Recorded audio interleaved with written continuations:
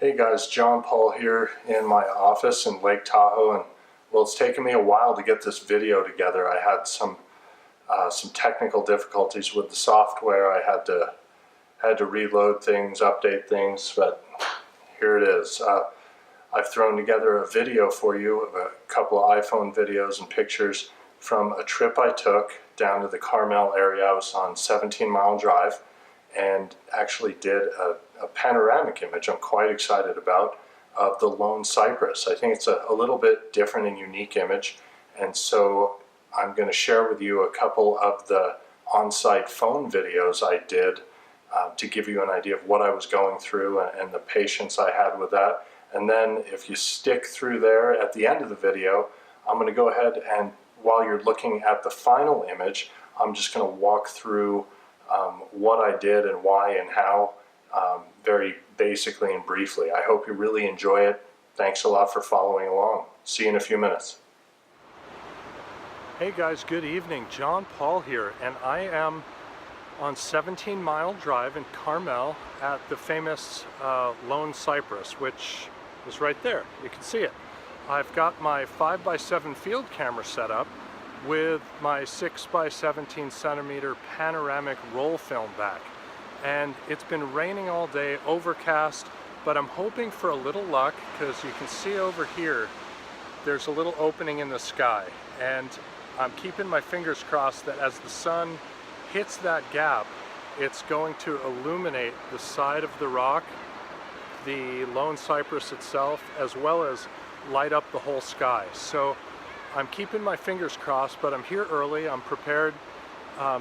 Stick with me, hopefully I have a good result to show you. Well guys, I'm still waiting. It's right at sunset, and I'm waiting to see if the color is going to drift across. I did take a shot or two of both panoramic and 4x5 of the Lone Cypress with beautiful golden light on it, which was really fantastic. But over just north of us, let's see if the camera will darken up here for us. Beep. There we go. That is what's happening in the other direction, but I want a meaningful composition. So I'm happy with what I've got. Actually, I like the more subtle color, but I'm hoping that, as you can see, as the sun sinks lower, maybe it'll creep over to this part of the sky in the background. But at any rate, I'm looking forward to sharing end results with you.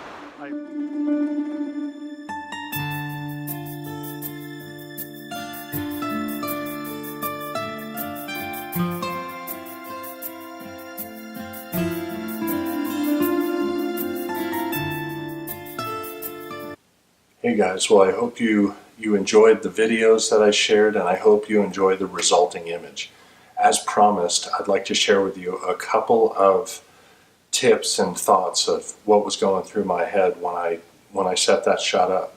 First of all, I tried to get myself into a really unique and different position. I chose the panoramic format because I didn't like the immediate foreground a lot, and I didn't want too much sky in there. I thought the middle ground was the most important part of the shot, so using the panoramic, I really was able to highlight that.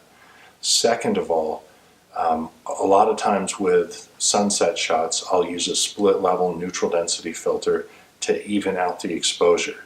In this case, I was aware of the fact that the sun was coming from the right side of the scene, and I had relatively even illumination on the sky as well as everything else in the scene.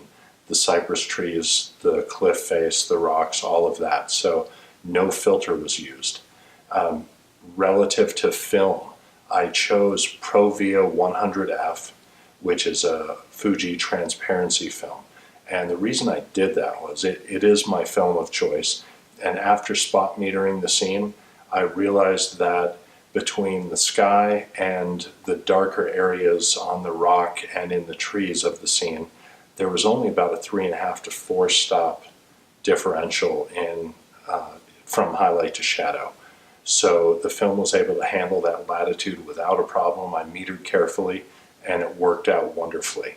I also like ProVia for a couple of other reasons. Super fine grain. It handles long exposures extremely well. You're really able to pull detail out of the shadows. And it also renders color in a nice saturated manner, but in a very natural tone. So it is my film of choice. I did have print film with me. I didn't need it to cover the latitude. Provia was the way to go. I think that's it. Those are my basic tips. Again, I'll show you the final image. I hope you really enjoyed it. I hope this video was useful for you. If you liked it, please click the thumbs up button below. Do subscribe to the channel. Leave comments below. Let me know what you'd like to see, what new things I can share. And please share the channel with others that you think might enjoy it or find it helpful and useful for their photography. Happy shooting.